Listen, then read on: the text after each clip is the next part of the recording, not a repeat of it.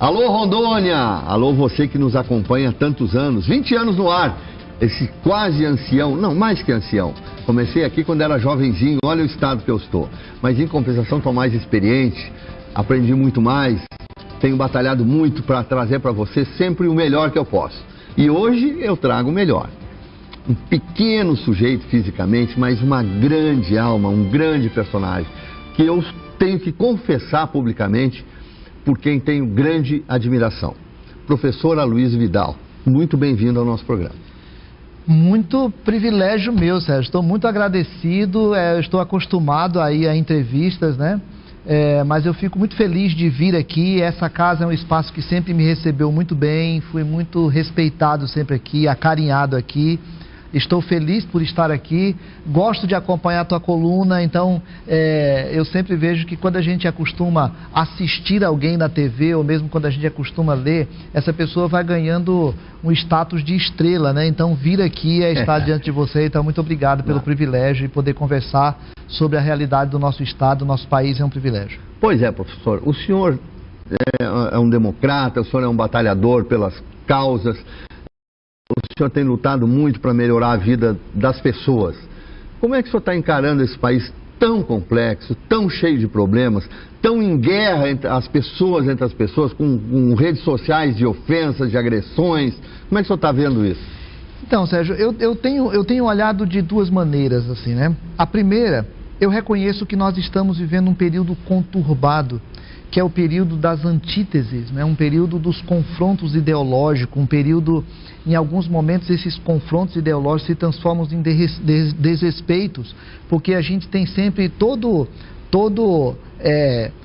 fundamentalista de um lado, alimenta o fundamentalismo de outro lado, todo extremado de um lado, ele alimenta o seu oposto na mesma intensidade, né? Então, é um período muito difícil, porque é um período de desamor, de desrespeito, um período em que o fake news passou a ser um termo conhecido para a população, porque passou a ser uma prática natural. As mídias sociais se transformaram no espaço absolutamente democrático, mas absolutamente desrespeitoso em alguns instantes e muito perigoso. Então, eu tenho esse primeiro olhar. Nós vivemos um tempo muito difícil para o país, porque é um tempo de antagonismos muito rígidos. Por outro lado, também vejo um país um pouco mais atento à realidade social. Para mim, as pessoas começam a assumir um protagonismo maior. As redes sociais acabam possibilitando com que pessoas digam, com que pessoas se manifestem, com que pessoas se organizem. Isso para mim é uma oportunidade. Então, para mim, nós vivemos esses dois momentos muito importantes. É um momento de antagonismos muito fortes, onde nós precisamos alimentar o respeito, o amor, aprender a conviver com a opinião do outro, que ainda é uma coisa que algumas pessoas têm dificuldade, e ao mesmo tempo um período de muita oportunidade, porque nós estamos trazendo mais gente para o areópago, vamos dizer assim, o espaço grego, né, das pessoas poderem se comunicar, se manifestar. Então, é um país que segue e que a gente precisa alimentar a esperança, porque se nós formos olhar a realidade nua e crua, às vezes bate um desespero, mas a gente precisa alimentar a esperança. Precisamos sonhar. Agora, deixa eu lhe perguntar uma outra questão que deve também lhe colocar numa situação de conflitos ao analisar o caso. A classe política brasileira está abaixo do rabo do cachorro. A população não aguenta mais o tipo de política que fizemos. Então, uma pessoa como o senhor, que é uma pessoa diferente, como é que o senhor se sente sendo político também? Então, essa é uma situação muito difícil, complexa, né? Muito complexa, né, Sérgio? Mas eu fico pensando assim, nós precisamos, há algum tempo atrás, umas pessoas andaram questionando a figura do político e a figura do estadista, né? Sim. Eu tenho diversas divergências com relação ao Fernando Henrique Cardoso, por exemplo. Claro. Mas qualquer pessoa que se sentar frente ao Fernando Henrique vai sentar com respeito. Porque ele se posicionou com respeito na política. Se a gente pegar alguém tão absurdamente contrário como você pega um Leonel Brizola, A pessoa pode discordar do Leonel Brizola, mas vai falar, foi um cara que teve um papel de hombridade na política, né? Um Pedro Simon, para lembrar lá do Rio Grande do Sul, né? São pessoas que a gente olha para elas e fala assim, eu posso ter discordância delas num ponto ou no outro, mas eu tenho respeito por elas, porque eu fui lá no Congresso da Rede Sustentabilidade há 2 anos, encontrar com o Miro Teixeira faz com que você olhe com certo respeito, né? É outro personagem, né? São personagens que foram se colocando na política, e eu tenho muita expectativa, Sérgio, de hoje nós aqui em Rondônia nós estamos estimulando o crescimento do Vinícius Miguel, né? Nosso pré-candidato a governador, jovem, inteligente, sério, e que a gente tem tentado estimular para que essa pessoa possa vir para a sociedade e dizer, olha, existem propostas diferentes, né? Então, eu me sinto constrangido em alguns ambientes quando as pessoas falam mal de políticos, né? E eu estou perto, eu fico num certo constrangimento, com vergonha da minha classe, mas ao mesmo tempo com um enorme desafio de querer assumir posições diferentes. E aí, para mim, é uma coisa muito importante, Sérgio. Lá alguém falou de uma deputada de São Paulo, de Brasília, não sei, que ela estava sentada naqueles banquinhos de aeroporto e algumas pessoas estavam atrás falando mal de política e falando que político é ladrão, que político rouba. Ela se aborreceu, se levantou, deu a volta e disse assim, amigo, deixa eu falar uma coisa para você. Eu sou político e não sou ladra, não. Se você fosse político, você roubaria? Ele disse, claro. Eu ia perder essa oportunidade, porque é uma oportunidade. Veja, os políticos representam uma classe, né? Nós votamos nas pessoas que nos representam. É verdade. O Congresso Nacional tem a cara do Brasil. Eu quero representar uma classe de pessoas, Sérgio. Eu quero representar uma classe de pessoas que respeitam o próximo, que lutam por democracia, que faz o diálogo mais do que o confronto, que assume que há diferença, mas que faz com diálogo, que faz com respeito. Então, ao mesmo tempo que é esse desafio vergonhoso, é um desafio maravilhoso a gente poder falar, eu não estou disposto a fazer determinados acertos, eu não estou disposto a fazer propostas. Eu falei numa entrevista outro dia, eu vi a entrevista, um documentário sobre o Sérgio Cabral, né, o ex-governador do Rio de Janeiro, jovem, de família respeitada na cultura do Rio de Janeiro. Um excelente homem, né? Um intelectual respeitado no Rio de Janeiro. Ele jovem, de fala boa, de fala inteligente, passando desde jovem como líder. Chega um momento que ele fala assim, se eu for eleito governador, em 4 anos, todas as comunidades do Rio de Janeiro serão transformadas, acabaremos com a violência e haverá a presença do Estado nas comunidades do Rio de Janeiro. É mentira? Como é que alguém ouve alguém dizer que vai fazer isso em 4 anos e as pessoas acreditam? É verdade. Né? Então, eu quero fazer parte desse grupo de político que não faz propostas absurdas, que não faz negociações absurdas, que não faz... para a gente poder alimentar na nova geração uma expectativa de dizer assim, caramba, talvez eu possa participar disso também, como a gente está fazendo com o Vinícius Miguel. Nós somos um país de jovens, mas quem está decidindo a vida do país não são os jovens. Por que isso, pastor?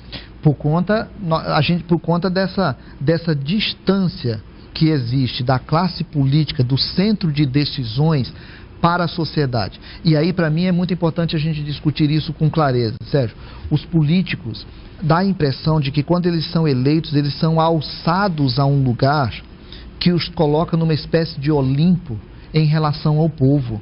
A classe política precisa se misturar mais, a classe política não pode participar só em época de eleição, a classe política tem que aprender a se reunir com a sociedade, tem que aprender a reunir com a universidade, tem que aprender a ouvir o jovem, tem que aprender a patrocinar uma nova liderança. Então, para mim, essa distância do político em relação ao jovem faz com que ele se distancie do centro de decisões. Né? É uma pena isso, né? Porque um país tão jovem quanto o nosso, e os jovens não têm interesse, porque eu tenho a impressão que eles ficam pensando, eu não vou me meter com essa gente, né?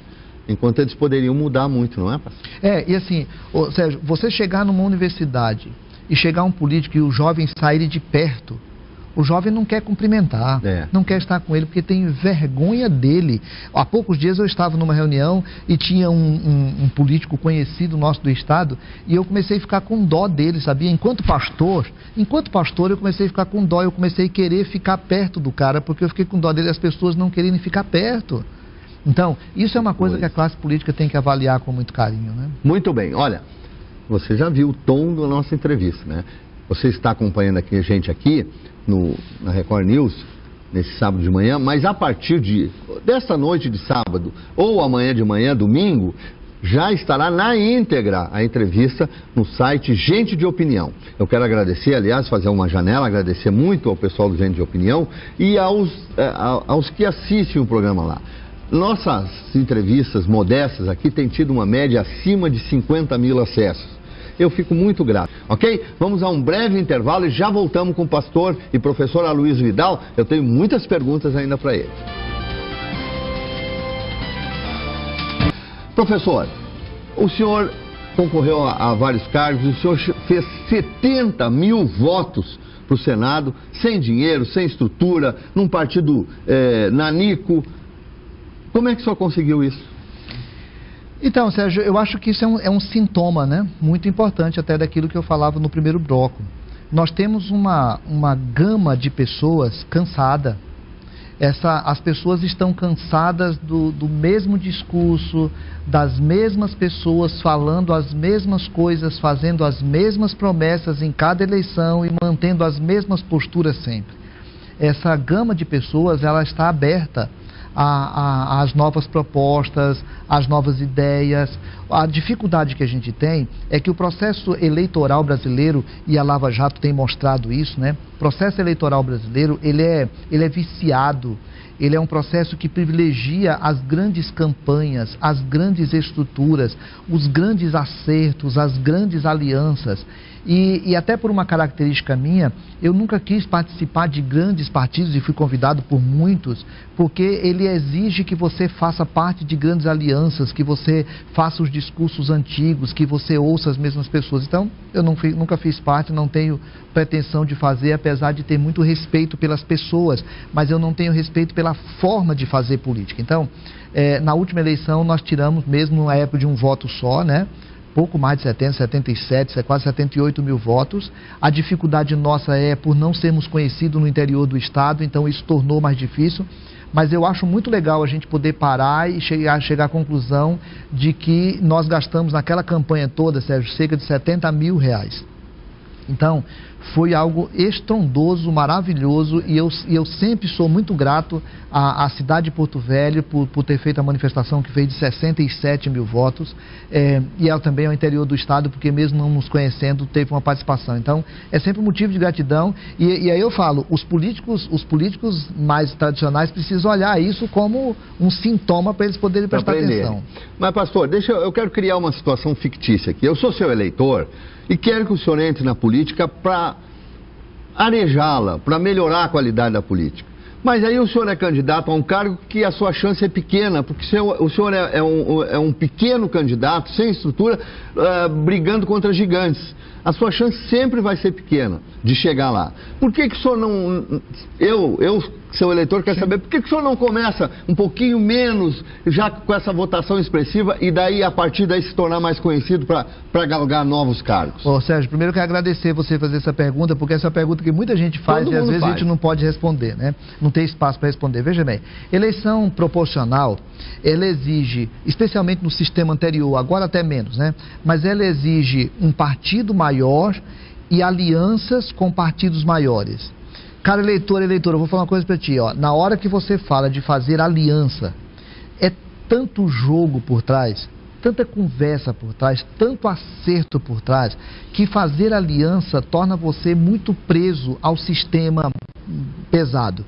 A gente estava numa discussão nesse final de ano aí, se a gente ia ter aquela votação de distritão, né, isso, e tal, que seria outra forma de fazer campanha, outra forma de fazer política. Então, fazer alianças para poder ter discussão proporcional, ela é muito difícil. Para a gente que não tem o dinheiro e não tem as alianças, se você não consegue rodar o Estado e fazer, é mais difícil. Então, a disputa majoritária, ela permite isso. Eu vou estar disputando com figurões, mas eu vou estar disputando nas mesmas condições, as pessoas vão poder votar. Então, ainda que seja mais difícil de compreender para a população, para a gente que quer disputar sem dinheiro, fazer eleição proporcional, se você não tiver um sindicato, se você não tiver um segmento muito organizado para te eleger, você vê o quanto são poucos os que são eleitos, porque a desproporção de disputa é muito grande. E o tempo de TV que poderia ajudar muito, por exemplo, o senhor é pré-candidato ao Senado novamente.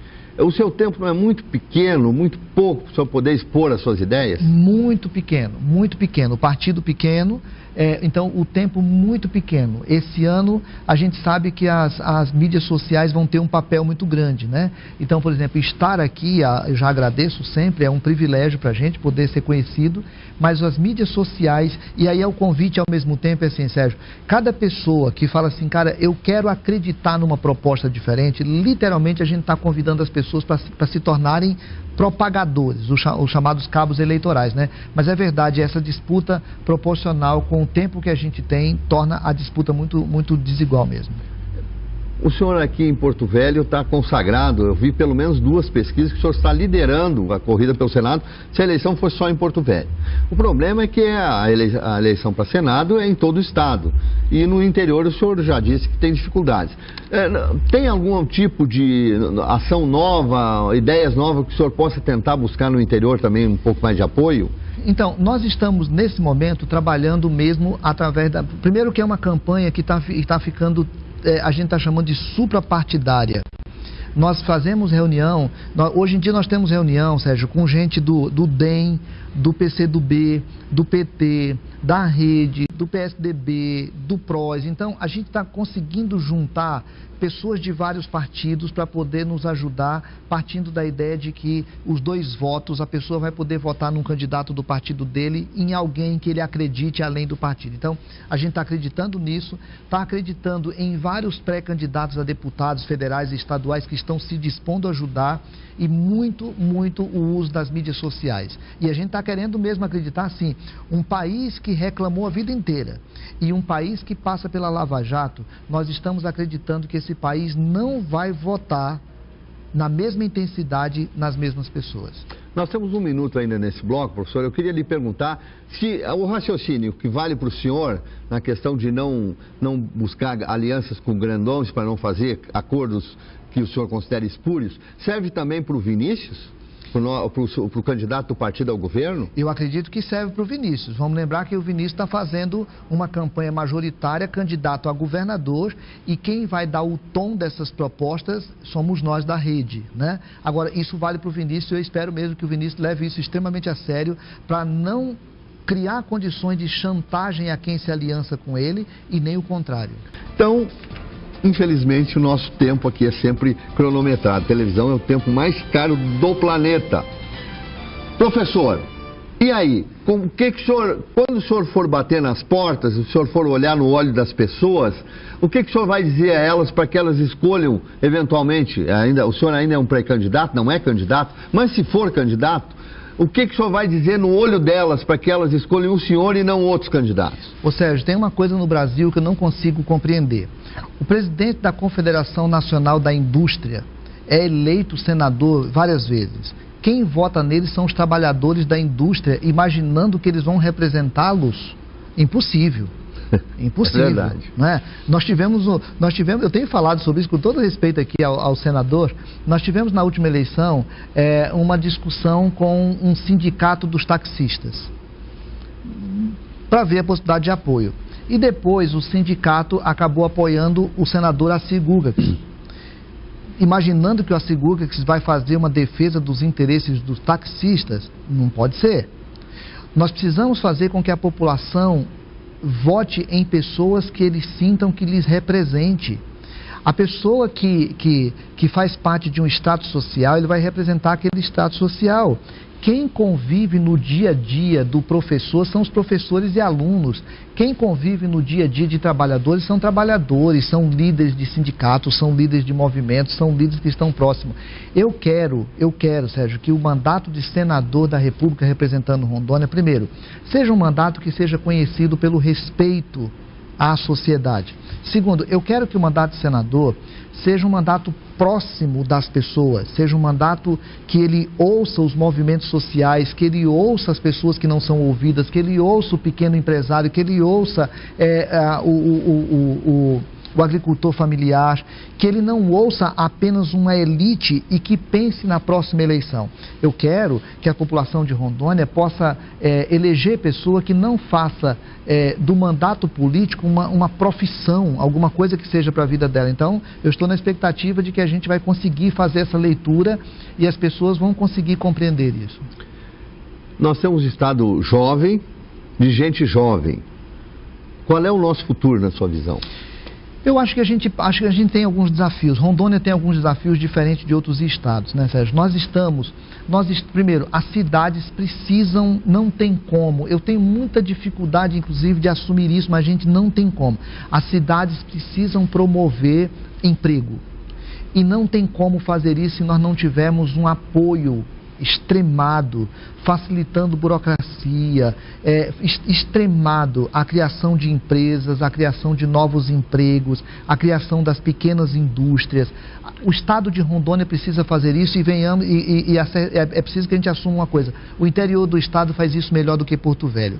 Percentualmente, algumas cidades do interior do estado têm apoio à indústria, a comércio melhor do que Porto Velho. Nós precisamos fazer isso. Nós precisamos criar espaço de tecnologia para que o jovem que saia da faculdade, ele encontre na cidade o estímulo do governo para ele próprio criar pequenas empresas, para ele próprio utilizar aquilo que aprendeu na prática dali assim. E nós precisamos fazer com que o agronegócio continue crescendo em Rondônia. Não dá, é uma tolice a gente achar que a gente vai ser contra agronegócio. A gente precisa ajudar o agronegócio a ter uma postura responsável, mas a gente precisa ajudar também para que o Estado possa promover essa coisa da agricultura familiar. Eu sou técnico agropecuária, né? Sou de pequena agricultura no interior do Mato Grosso do Sul. Não tem como a gente fazer um estado crescer só a partir da cidade, sem facilitar a vida do homem do campo, do seu pequeno produtor. Nós temos escolas familiares e agrícolas em Rondônia que tem um trabalho maravilhoso e que é esquecido, a gente não vê as pessoas falando. Você vai lá no interior e frequenta e vai numa escola daquela, tem meninos e meninas ali e a gente não vê Rondônia falando disso. Então, para mim, promover agronegócio, promover a pequena indústria, promover o espaço para o formado, aquele que sai da faculdade e encontrar espaço, e promover uma responsabilidade com o meio ambiente amazônico, para mim são os grandes desafios que nós temos em Rondônia. Nós temos um estado com mais de 100 mil pequenos produtores rurais. Eu acho que isso não existe, pelo menos na América Latina não se sabe, né? O senhor acha que é por aí também o caminho de preservação, de crescimento, de melhoria de qualidade de vida das pessoas? Pois é, nós sabemos como é que funciona essa dinâmica, né? A distribuição de terras em estados novos, como foi o Paraná, como foi o Mato Grosso do Sul, Rondônia, ela segue um caminho quase que repetitivo. O pequeno produtor vai lá, trabalha na terra difícil, depois ele cansa porque ele não tem o apoio, ele vem para a cidade e alguém da cidade compra aquela terra e vai transformar numa fazenda. É verdade. Né? Esse cara vem para a cidade para ralar. A gente precisa dar um apoio muito especial ao pequeno produtor. A gente precisa dar condições para que o pequeno produtor produza, para que ele possa vender e para que o filho dele tenha a intenção de, ainda que tenha uma formação, investir naquele lugar. No mundo inteiro isso acontece, Sérgio. Então, Rondônia também tem espaço para isso e a gente precisa trabalhar para isso. Nós temos mais um minuto, professor, e eu gostaria de deixar para o senhor para falar com o telespectador. O que o senhor gostaria de dizer? Que mensagem o senhor deixaria para nós? Tem alguma esperança? Nós temos 100 desesperançados, temos sonhos ou não devemos tê-los? O que o senhor falaria para o nosso telespectador? Olha, eu gostaria de primeiro agradecer você, porque de alguma maneira eu tenho vivido nesse estado os melhores períodos da minha vida. Aqui são criadas minhas filhas, aqui eu tenho minha neta já, amo Rondônia. Eu quero muito que as pessoas amem Rondônia. Parou o tempo daquelas pessoas virem para cá para ir embora. Esse é o nosso estado, nós vivemos e precisamos amá-lo. Agora, o estado é resultado daquilo que cada pessoa vive, daquilo que cada pessoa faz, mas é resultado também daquilo que cada pessoa vota. Então, o meu convite esse ano é um ano fundamental. Depois de tantas revoltas, de tantas decepções, de tanta mídia dolorida e que acaba machucando também, é hora do povo tomar uma posição de protagonista, fazendo um voto mais responsável, fazendo um voto em quem se identifica mais, assumindo compromisso com seus candidatos, cobrando veementemente de quem prometeu e não fez. Então, assim, Rondônia pode ser diferente a partir do amor de cada um de nós por esse Estado e a partir da responsabilidade que cada um de nós assumir nesse próximo ano. Professor, muito obrigado. Foi um prazer mais uma vez conversar com o senhor. O senhor está convocado para vir aqui muitas outras vezes, para prestar contas da sua atividade. Nós colocamos esse espaço sempre à sua disposição. Para você aí de casa, olha, muito cuidado. Nós estamos vivendo um mundo de violência. Você não pode beber e sair pela rua dirigindo. A sua vida é importante para a sua família, para os seus vizinhos, para os seus amigos. Você não pode ir para o trânsito xingar ninguém, perder 10 segundos para não deixar alguém passar. Calma, calma. Nós precisamos de um mundo de paz. Chega de violência. Até a próxima edição do Direto ao Ponto.